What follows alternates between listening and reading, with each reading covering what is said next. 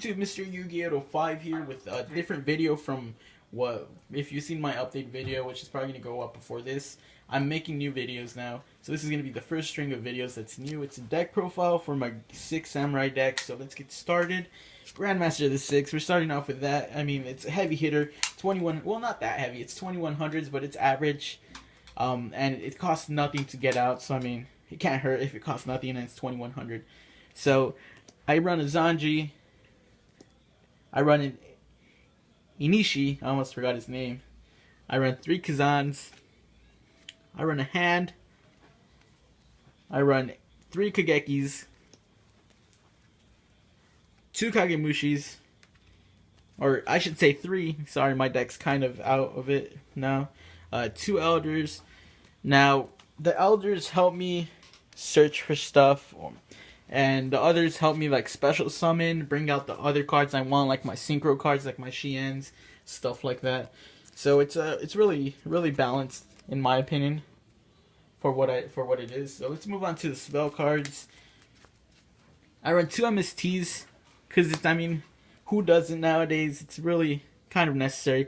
I run a Dark Hole, 1 Book of Moon, a Rhoda, 2 Uniteds for that draw power that you might need, 3 Signals, 2 Asceticisms so I could special summon, and a Cunning. Now, one thing about this is, what if you draw into all spells? I mean, what can you do then? If you draw all spells, but if you draw these guys, which will help you draw out and special summon, even though it's just a hand of spells, you could still do some serious damage on your first turn, even if it's all spells. So that's really helpful, and that's why I run those.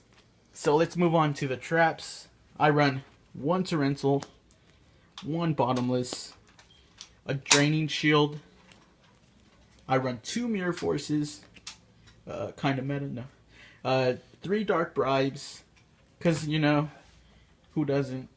2 Double-Edged Sword Techniques, 2 Magatamas, which are really helpful. It's a buffed up version of Dark Bribe, basically. Since it's a counter, it can only be countered by another counter.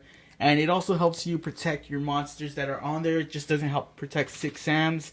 So, I mean, you can negate effects of other monsters and or spells or traps and destroy that card in the process. So it's really helpful. Now let's move on to the extra deck that I have. I run mostly Synchros, except for maybe 3 Exceed cards.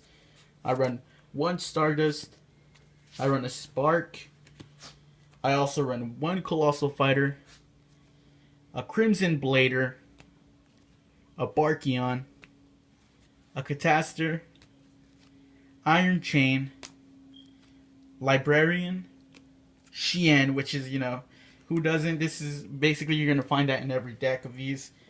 A Ghost Trick Alucard. Now you might ask yourself, why Alucard? Why is he in there? He doesn't belong in there. It's so unexpected, but it's still a good card for any decks that, I mean, might as well, right?